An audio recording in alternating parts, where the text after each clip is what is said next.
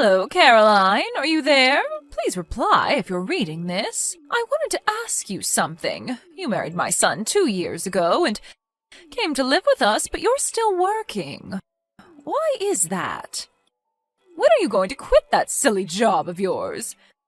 You're going to be 30 in a few months, you know, right? You also know that my husband runs a company and someone has to take over that company after your husband. I suggest you start getting busy bringing a new member to this family. A male heir who will take over the company one day. Have you even put any thought into having a child? Besides, I sure would like to see a grandson soon. Good morning, Mother. I think I mentioned this numerous times, but the person that will take over as the president of your husband's company will be determined on merit. That's how your husband wants it. He's not going to have a family member just take over because this person is a relative.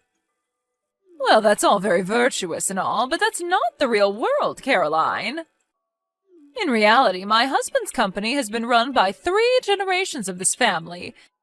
It's been handed down from father to son for generations, and our company has profited because of it.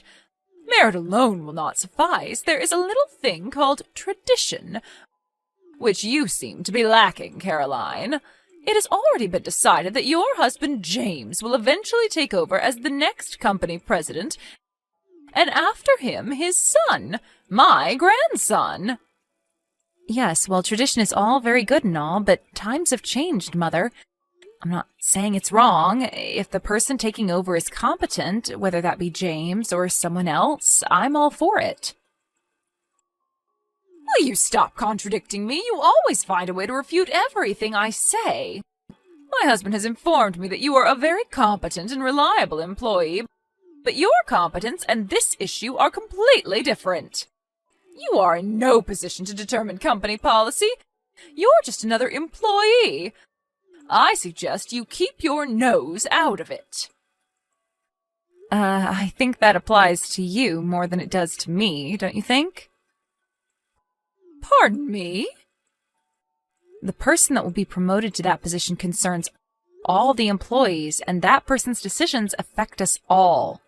You've never in your life worked at your husband's company. It seems obvious that it's you that has no right to decide who becomes the next company president or any other position. How dare you? How could you say that? I'm this company president's wife, for God's sakes. I certainly do have the right. Yes, I'm quite aware of that, but that makes no difference whatsoever. Makes no difference? Have you lost your mind, Caroline? I'm in possession of all my faculties, thank you. Do you really think that just because you're the president's wife that you can make such an important decision? Well, I have the right to. Just doesn't seem logical to me is all. This is getting nowhere. All you have to do is just stop complaining and work on giving us a grandson so that someday he will be able to take over this company and continue this long-established custom. If you have time to spurt such nonsense, I suggest you use your time more wisely by having a child. Right now, I'm giving my work priority above all, and I've talked long and hard about this with Jim. Pardon me? I know you complain to Jim about this matter all the time, and he gets irritated because you're so bull-headed about it. But could you not take that frustration out on me? I have other things to worry about. Jim said that? I wasn't trying to be difficult or anything. Just so you know, Mother, Jim is sitting right next to me and seeing this entire conversation. What? Are you serious? Why didn't you say so before? You better be ready for a line text from him later on, and it won't be a very pleasant one, I can tell you that. You tricked me into this, didn't you? You had him sit down and witness this conversation. How could you? Even if I denied such an absurd allegation, you wouldn't believe me, so what can I say? This is getting really exasperating, Mother. I really have to go. Goodbye. Caroline, are you seeing this? Answer me! I want you to come home right away and do a little cleaning. The place is a total mess. You married into this family and you live in this house. You have an obligation to do some of the chores. Sorry, Mother, I'm still at work and I have to do some overtime tonight. Got a project to finish up. Sorry. Are you serious? My husband left his position as president to become the chairman. There is not much time left for you to get to work conceiving a child. And why are you still working? There's no need. I want you to resign and stay home and fulfill your role as a wife. Excuse me? You want me to be an obedient little housewife? Is that it? Are you all right, Mother? You know I'm not the type. Like I said, I give my work priority above all. Are you still going on about that? Anyways, Jim did the cleaning as soon as he got home earlier. He just sent me a line saying that he finished.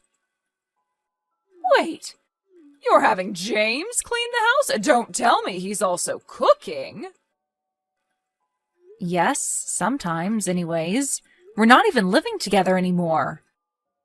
How could you even know the place is a mess? We both share household chores. When he's busy, I do the cleaning and cooking. That's what we agreed on.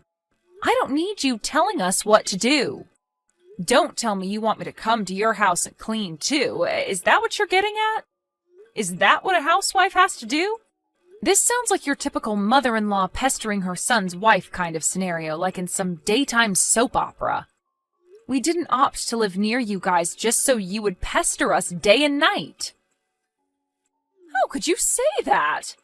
It's a mother's duty to look after her son and, in extension, his wife. To pass the experiences of being the wife of a company president. I'm sorry, Mother, but before you start with all the same old hot air again, I received permission from Jim to respond however I saw fit. Just so you're aware. Jim gave you permission? And what's this about hot air? Also, I'm going to be pretty busy with this current project, so if you send me any messages that sound like the same old spiel, well, I'm simply not going to respond. Wait, what? So you're just going to ignore me, is that it? Yes, I already got Jim's permission to do it.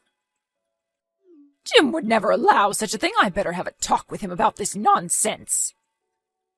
I really can't have you interfering with my work. We're in a crucial phase now, so I would appreciate your cooperation, Mother. You really know how to anger someone, Caroline. Yeah, well, whatever. How could you just ignore your mother-in-law, for Christ's sake?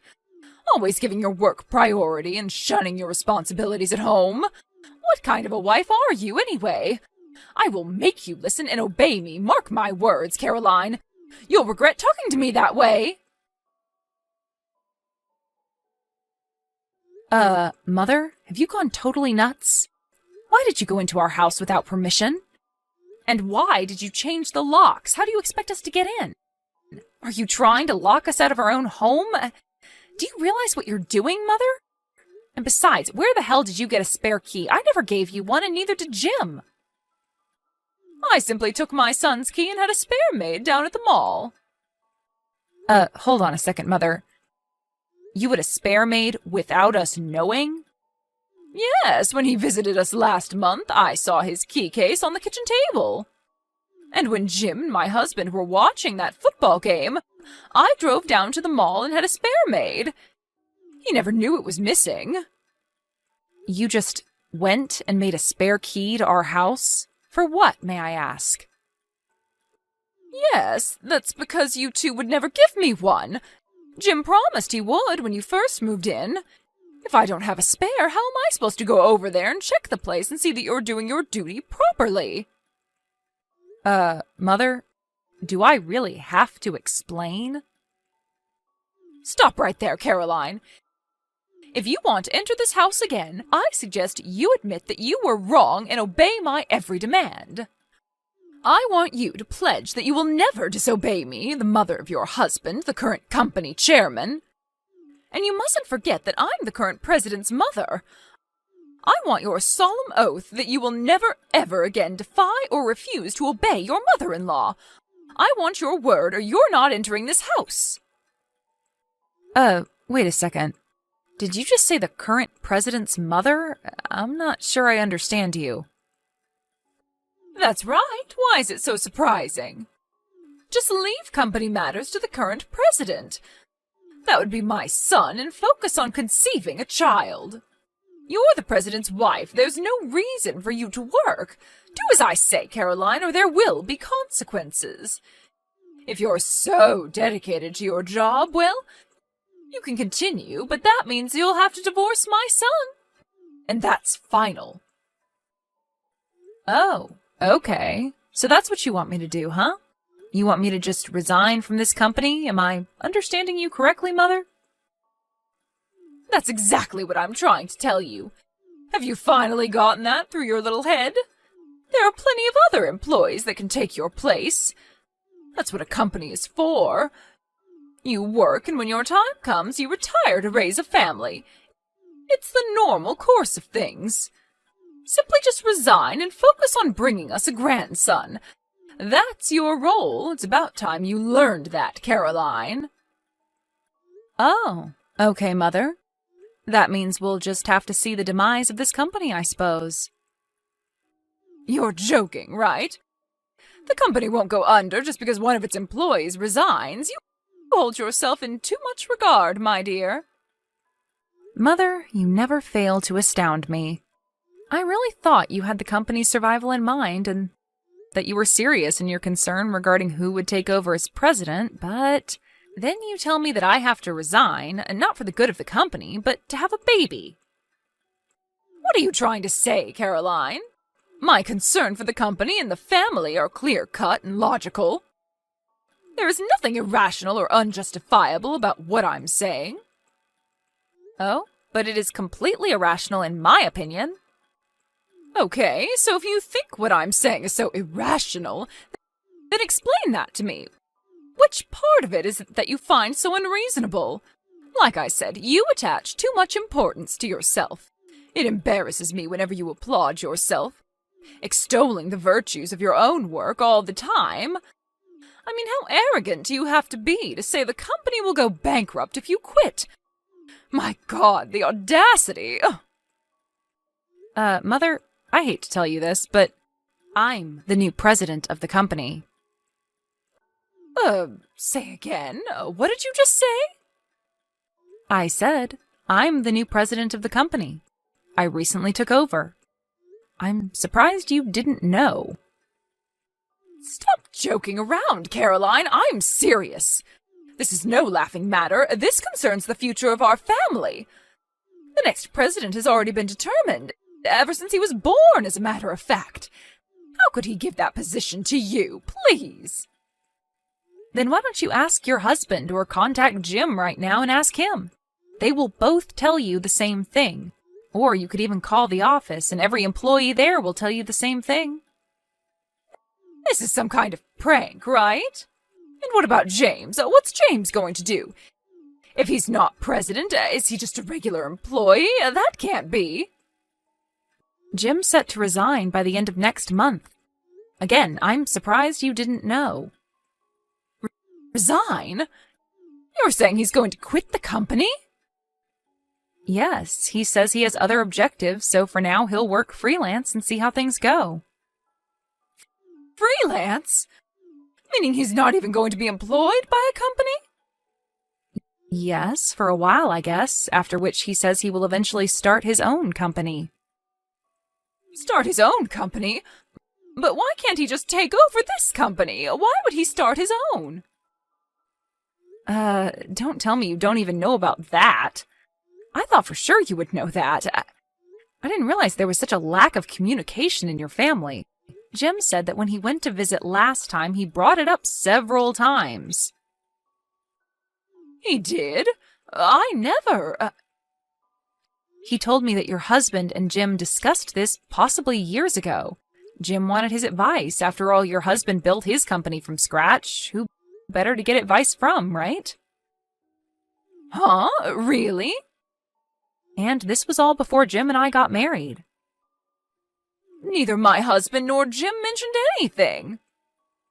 Oh, and as a side note, as for being selected as president of the company, Both Jim and his father were explicit in their decision that I keep my business matters separate from my personal ones, meaning even if I became president, it would not affect our personal lives. And this decision does not mean that because Jim was not selected as president that I stole it from him. Please don't get that idea. Why wasn't I told about this? This is important. My husband nor Jim gave any clue as to what was going on.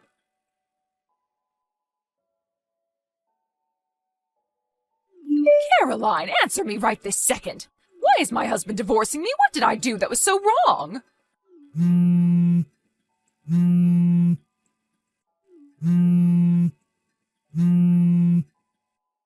Ever since you arrived, this family has gone totally haywire. You ruined our family, Caroline. And why did Jim throw away the opportunity to become the president of his own family business? And now he's a freelancer? Why? And my husband, he didn't lift a finger to stop him. As a matter of fact, he encouraged him to quit and become a freelancer. What has gotten into everyone? You put a jinx on this family, Caroline. But the worst was yet to come. They appointed you as the next president of our company? How did you manage to dupe everyone? And now my husband wants a divorce? This is like some nightmare.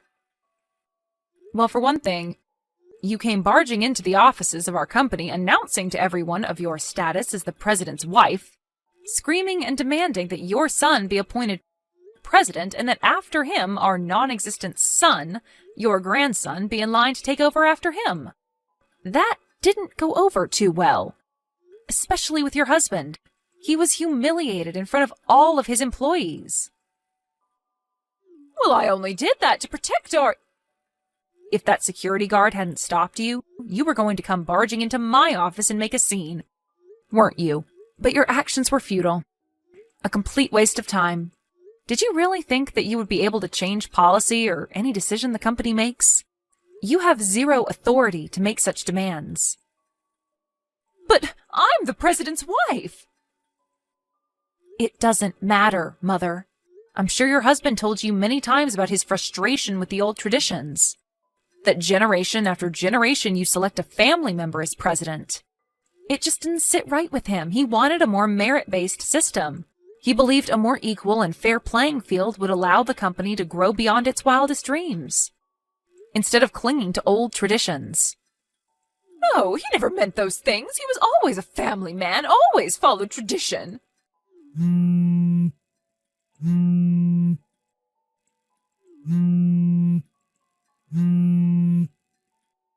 Please, Caroline, talk to my husband and ask him to rescind this silly divorce. He doesn't need to do this. I'll change. Please convince him. I really can't do that, Mother. It's really not my concern. Why? Why can't you at least do this little favor for me? Please, Mother, work it out yourself. I have nothing whatsoever to do with your marriage. It's kind of late. I have to get some sleep. Goodbye. Please, Caroline, help me. Okay, I'll give you my blessing. How's that? I give you my blessing that you become the next president. Will you then help me in return? And about who will take over after you, well, I'll leave that up to you and James. You two can make that final decision. I won't interfere at all. What do you say, Caroline? Please? Please convince my husband to think it over. Please. Caroline, are you still there? Please don't cut me off. Please, Caroline, I need your help. Actually, my father-in-law told her that he was considering me as the next president, but she just wouldn't listen. Her mind just seemed to shut down whenever he brought up the subject. She couldn't accept the fact.